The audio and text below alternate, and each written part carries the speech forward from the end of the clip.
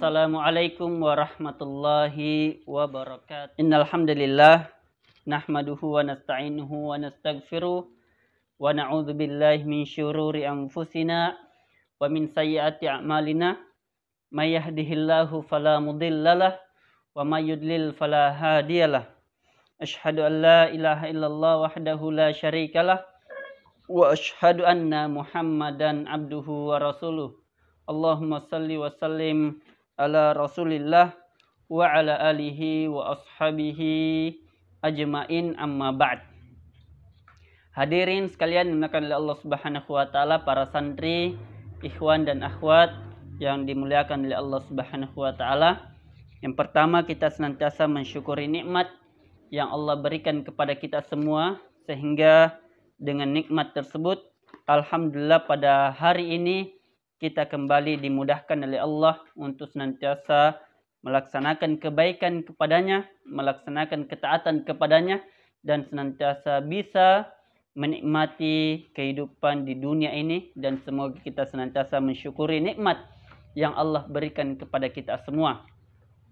Salawat dan salam kita kirimkan kepada Rasulullah SAW yang merupakan qudwah, teladan kita, dan semoga kita istiqomah mengikuti beliau hingga akhir hayat kita. Baik para santri, para hadirin yang dimuliakan oleh Allah Subhanahu wa taala, sebagaimana biasanya kita alhamdulillah pada malam ini, pada hari ini kita kembali melanjutkan pembelajaran kita atau ta'lim kita berkaitan dengan adab dan akhlak. Dan alhamdulillah kita sudah masuk pada pertemuan ketiga yang insya Allah akan melanjutkan pembahasan tentang adab-adab terhadap Rabb, adab-adab terhadap Allah Subhanahu wa taala. Pada pertemuan yang lalu kita telah menyebutkan tiga adab terhadap Allah Subhanahu wa taala yang tidak boleh kita tinggalkan sebagai hamba Allah Subhanahu wa taala. Yang pertama yakni ikhlas karena Allah dalam beramal. Jadi ini kita berharap kita senantiasa mengikhlaskan niat kita dalam segala amalan yang kita lakukan, baik itu amalan hati, amalan lahiriah maupun zahir, atau baik dalam amalan lahir maupun batin. Karena sesungguhnya amalan tidak akan pernah diterima oleh Allah Subhanahu wa taala ketika kita tidak ikhlas semata-mata mencari ridha Allah Subhanahu wa taala. Kemudian yang kedua yang sudah kita sampaikan juga para hadirin yang dimuliakan oleh Allah Subhanahu wa taala adalah waspada agar tidak terjatuh dalam hal syirik. Di mana syirik merupakan salah satu larangan yang harus kita tinggalkan sebagai umat Islam, yakni menduakan Allah, mensyirikkan Allah, menjadikan sekutu, mengadakan sekutu Allah Subhanahu wa taala, naudzubillah min dzalik. Dan ini harus nantiasa kita tinggalkan, harus nantiasa kita hindari. Karena kenapa? Sesungguhnya kesyirikan adalah kekejian yang sangat besar, kezaliman yang sangat besar. Dan yang ketiga yang telah kita sebutkan adalah beribadah kepadanya dan menegakkan apa-apa yang difardukannya, yang diperintahkan Allah Subhanahu wa taala. Maka tiga hal ini telah kita sebutkan. Yang pertama ikhlas, yang kedua tidak mensyirikkan Allah, dan yang ketiga senantiasa beribadah kepada Allah Subhanahu wa taala. Dan semoga hal ini telah kita laksanakan dan kita aplikasikan dalam kehidupan kita sebagai bentuk adab terhadap Rabb kita Allah Subhanahu wa taala. Baik hadirin yang dimuliakan oleh Allah Subhanahu wa taala, pada malam ini, pada kesempatan ini insyaallah kita akan melanjutkan pembahasan kita berkaitan dengan adab-adab terhadap Allah Subhanahu wa taala. Adab yang keempat yang insyaallah akan kita sebutkan adalah mensyukuri nikmatnya kepada Anda. Jadi kita harus senantiasa mensyukuri nikmat yang Allah berikan kepada kita, hadirin sekalian dimuliakan oleh Allah Subhanahu wa taala. Karena kalau kita lihat berapa banyak nikmat yang Allah berikan, mulai sejak kita masih dalam kandungan, nikmat lahir, sampai hari ini kita bernapas, sampai hari ini kita bekerja, memiliki anak, memiliki cucu, memiliki pekerjaan, jabatan, dan sebagainya. Dan semua itu begitu besar nikmat. Dan yang paling sederhana adalah nikmat yang ada dalam diri kita. Nikmat kepala, rambut, telinga, mata, lisan, hidung, kaki, tangan, semua yang ada dalam tubuh, anggota tubuh kita itu merupakan kenikmatan yang begitu besar. Coba bayangkan hadirin sekalian Allah Subhanahu wa Ta'ala. Coba hitung siapa yang mau jual matanya. Siapa kira-kira yang mau jual mata? Atau ada yang mau jual hidungnya sebelah? Atau telinganya? Tidak ada. Apa artinya jamaah? Hadirin sekalian Allah Subhanahu wa Ta'ala, ini menandakan bahwa nikmat anggota tubuh kita ini luar biasa. Luar biasa mahalnya. Maka selayaknya ketika kita sadar bahwa ini merupakan kenikmatan yang begitu besar, maka senantiasalah mensyukuri nikmat yang Allah berikan kepada kita. Hadirin yang dimuliakan Allah Subhanahu wa Ta'ala. Jangan sampai kita telah diberi nikmat seperti anggota tubuh kita lalai, kita sombong, kita lupa kepada Allah Subhanahu wa Ta'ala bahwa Allah yang memberikan segala hal pada diri kita. Anggota tubuh kita, rezeki kita, semua hal yang kita miliki sekarang Allah yang berikan. Sekarang apa yang menghalangi Anda? Apa yang menghalangi kita jamaah sekalian untuk bersyukur kepada Allah? Karena Allah telah memberikan segala sesuatu kepada kita. Allah Subhanahu wa Ta'ala menyebutkan dalam Al-Qur'an, "Wa idz ta'adzana rabbukum la in syakartum la'azidannakum wa la in kafartum inna 'adzabi lasyadid." Ingatlah ketika Allah memaklumkan, hadirin Allah Subhanahu wa Ta'ala, la in syakartum la'azidannakum wa la in kafartum inna 'adzabi lasyadid. Ketika kita senantiasa mensyukuri nikmat yang Allah berikan kepada kita, maka yakin jamaah yang Allah Subhanahu wa Ta'ala, Allah akan menambah nikmatnya kepada kita. Allah akan menambah. Karena kenapa? Allah telah melihat hambanya yang senantiasa mensyukuri nikmat, yang telah berterima kasih. Nah, coba bayangkan jamaah yang Allah Subhanahu wa Ta'ala, ketika kita telah melakukan kebaikan kepada seseorang, biasanya kita mendapatkan balasan, terima kasih, atau kadang dikasih uang atau hadiah apapun, walaupun bukan itu tujuan kita. Tapi ini secara manusiawi terkadang kita dapatkan. Ketika kita telah melakukan sesuatu, kita mendapatkan hadiah. Bahkan kita melakukan sesuatu, ada yang memberikan kita harta, uang, dan sebagainya. Banyak macam. Bagaimana lagi dengan Allah? Hadirin Allah Subhanahu wa Ta'ala, yang menciptakan langit dan bumi, yang pemilik segala hal yang apa yang ada di alam semesta ini. Ketika kita berterima kasih, bersyukur kepada Allah, apa yang menghalangi Allah untuk memberikan segalanya kepada kita? Apa yang menghalangi Allah jamaah sekalian Allah Subhanahu wa Ta'ala untuk menambah rezeki yang telah Allah miliki kepada kita semua? Maka itu ketika Allah telah memberikan kita nikmat jamaah Allah Subhanahu wa Ta'ala, maka syukuri. Bersyukurlah kepada Allah. Karena Allah yang memberikan segalanya kepada kita, maka syukuri hal itu. Ketika kita bersyukur jamaah sekalian, apa kata Allah Subhanahu wa Ta'ala? Maka Allah akan menambah nikmat tersebut. Kalau kita bersyukur telah memiliki uang 1 juta, kita bersyukur itu bahwa ini datang dari Allah. Boleh jadi ke depan Allah memberikan kita 10 juta, 20 juta, bahkan 700 juta dan sebagainya. Kita tidak tahu. Tugas kita adalah bersyukur kepada Allah. Ketika kita telah memiliki harta, kita sedekahkan sebagai bentuk syukur kita. Ketika kita memiliki ilmu, kita sedekahkan ilmu kita, maka Allah tambah ilmu kita. Ketika kita memiliki kelapangan sesuatu hal, maka kita berikan semua itu, bahkan kita sedekahkan, maka boleh jadi Allah sebagai bentuk syukur kita kepada Allah, boleh jadi Allah menambah hal tersebut. Maka itu jangan pernah berhenti bersyukur jamaah Allah Subhanahu wa Ta'ala. Boleh jadi syukur inilah yang mengantarkan kepada kita kebahagiaan di dunia, terlebih lagi di akhirat kelak. Karena kenapa? Syukur ini merupakan salah satu kekuatan umat Islam. Kapan syukur ini kita miliki, hadirin Allah Subhanahu wa Ta'ala, maka insyaallah ketenangan hidup akan kita dapatkan. Kenapa? Karena kita sadar bahwa apa yang kita jalani, apa yang kita rasakan, ujian maupun kenikmatan, semua datang dari Allah Subhanahu wa Ta'ala. Ketika kita sadar itu, maka tidak akan ada yang mampu membuat hati kita sombong, hati kita tidak bersyukur kepada Allah Subhanahu wa taala. Karena kita sadar bahwa segala hal yang kita miliki sekarang semua semata-mata merupakan milik Allah, dan kapan boleh jadi sesaat Allah juga kembali mencabutnya. Kita ingat kisah baru beberapa waktu lalu terjadi di mana?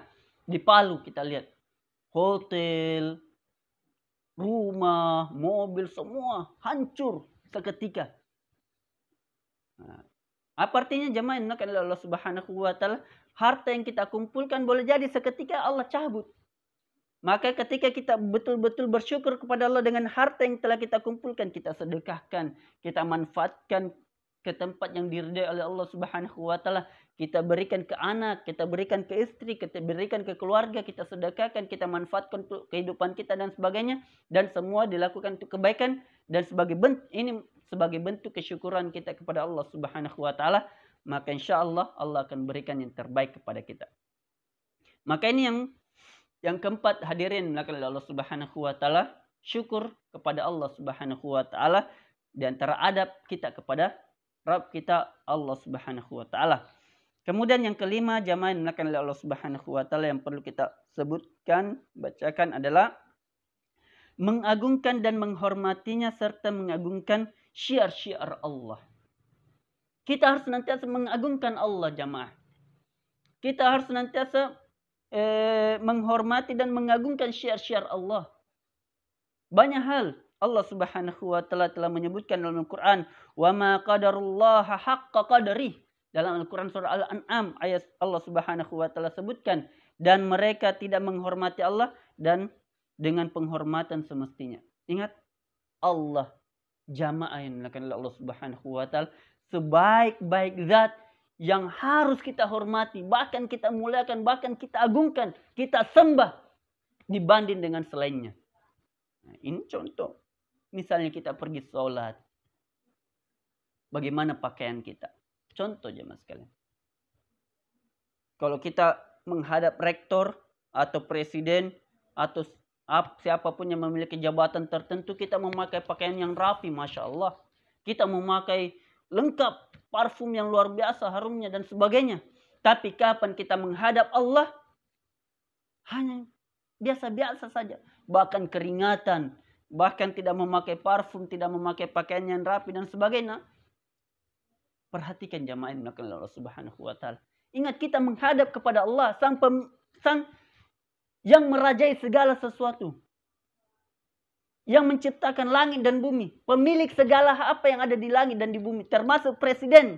Tapi kenapa terkadang jamaah yang dimuliakan oleh Allah Subhanahu wa taala, kita lebih beradab kepada makhluk dibanding dengan Allah Subhanahu wa taala. Allah yang menciptakan makhluk, kenapa kita lebih beradab kepada makhluk dibanding dengan Allah Subhanahu wa taala? Sepantasnya jamaah yang dimuliakan oleh Allah Subhanahu wa taala, ketika kita sadar bahwa Allah adalah Rabb kita, Tuhan kita, yang berhak untuk disembah, yang berhak untuk diagungkan, maka kita sebagai hamba Allah melakukan pengagungan yang sangat penting. Pengagungan yang betul-betul maksimal jamaah sekalian oleh Allah Subhanahu wa taala.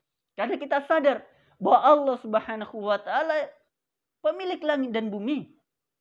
Maka ketika hal itu kita sadar, maka Allah yang paling pantas untuk kita agungkan. Allah yang paling pantas untuk kita hormati. Sebaik-baik penghormatan jamaah sekalian. Maka itu yang para hadirin oleh Allah Subhanahu wa taala, tidak ada makhluk yang lebih pantas untuk dimuliakan, yang lebih agung dibanding Allah Subhanahu wa taala. Sampai orang tua kita, Nabi kita sallallahu alaihi wasallam, jadi tetap Allah sebagai Rabb yang paling utama, yang paling agung, yang paling berhak untuk mendapatkan pengagungan dari hambanya. Maka itu hadirin oleh Allah Subhanahu wa taala, hal ini penting untuk senantiasa kita perhatikan. Jangan sampai kita lebih beradab kepada makhluk dibanding dengan Allah Subhanahu wa taala. Kita pergi bertamu kepada orang-orang tertentu, kita lebih rapi, lebih harum, lebih intinya lebih mantap lah kayak pakaiannya dan sebagainya. Tapi ketika kita pergi sholat, kita pergi menghadap Allah, naudzubillah, hanya biasa-biasa saja, bahkan keringatan, bahkan masih penuh lumpur, bahkan masih berbau-bau keringat dan sebagainya. Nauzubillah min dzalik. Maka ini yang harus senantiasa kita perhatikan para hadirin melakukan Allah Subhanahu wa taala. Kemudian yang keenam, jamaah melakukan Allah Subhanahu wa taala yang perlu kita sebutkan juga, yakni tidak berkata atas nama Allah dengan tanpa ilmu.